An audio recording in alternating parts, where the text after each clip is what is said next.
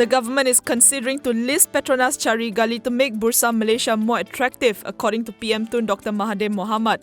According to Bernama, Petronas Carigali was one of the candidates, but that there were also other possibilities. Speaking at a dialogue session with fund managers in New York, Mahathir clarified that while selling Petronas shares was not good for the government because it needs the national oil company's support, its subsidiaries were fair game. The PM said that selling off shares in Petronas subsidiaries would not affect the company as much. When asked whether Khazanah Nasional would continue to be encouraged to sell down its shares in GLCs, he said that while there would be some control over certain businesses, he believes that the government should not be in business. As such, Mahathir said that it would be better for business to be done by business people. The Prime Minister is in New York for the 74th session of the United Nations General Assembly.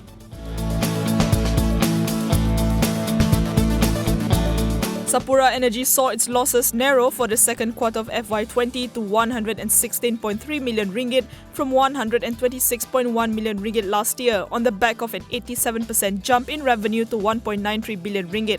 As such, losses for the first half of FY20 likewise narrowed to 225.4 million ringgit compared with a net loss of 261.9 million ringgit reported a year before. Revenue for the period rose by almost 90% to 3.56 billion ringgit from 1.88 billion ringgit previously. President and Group CEO Tan Sri Syahril Shamsuddin said the group's top-line growth has been encouraging. Although he expects the oil and gas sector to remain challenging, Syahril said the group remains upbeat, backed by its robust bid book funnel.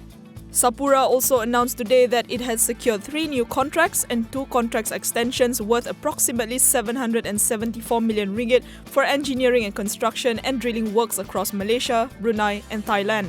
With these contracts, its cumulative contract wins year-to-date total 3.1 billion ringgit.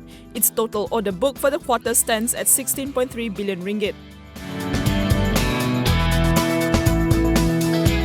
Gamuda returned to the black for its fourth quarter of FY19, posting a net profit of 184.9 million ringgit for the quarter compared to last year's net loss of 103.6 million ringgit. Revenue grew 23.7% to just under 1.5 billion ringgit. As for its full year, net profit improved 33.2% to 706.1 million ringgit, while top line grew 8.3% to 4.6 billion ringgit from 4.2 billion ringgit previously. According to the board's announcement, Gamuda said that its numbers benefited from strong property sales from Vietnam, with overseas sales contributing 2/3 of overall property sales. Gamuda also pointed out that last year, its earnings included disposal gains from Splash. The group stopped recognizing its share of Splash's profits at the end of last year. Going forward, Gamuda is expecting FY20's performance to be driven by overseas property sales, especially Vietnam, and the progress of MRT Line 2 that it said continues to pick up pace. On the highways in its stable, namely Kesas, Sprint, Litruck and Smart, Gamuda said negotiations with the government to finalize the terms and conditions of the definitive agreements are expected to commence soon.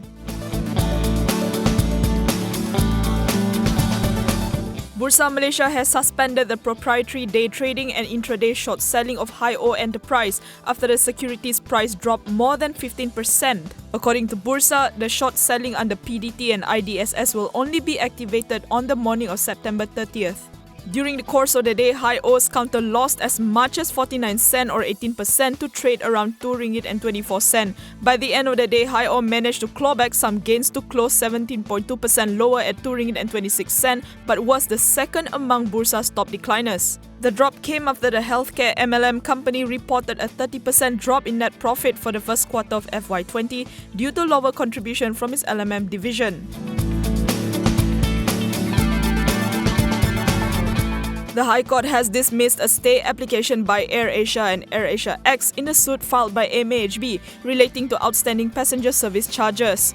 AirAsia Senior Counsel Stephen Tiru said the airline intends to appeal the decision. He said that the stay application was dismissed as the judge found that there was no special circumstances for the application. To recap, court on July 18 had allowed the plaintiff's application for the summary judgment for a total of 41.55 million ringgit against AirAsia and AAX, comprising the outstanding PSC, late payment charges, and cost. The defendants had filed 6 appeals against the court's decision along with stay applications, which require AirAsia and AAX to show that special circumstances exist.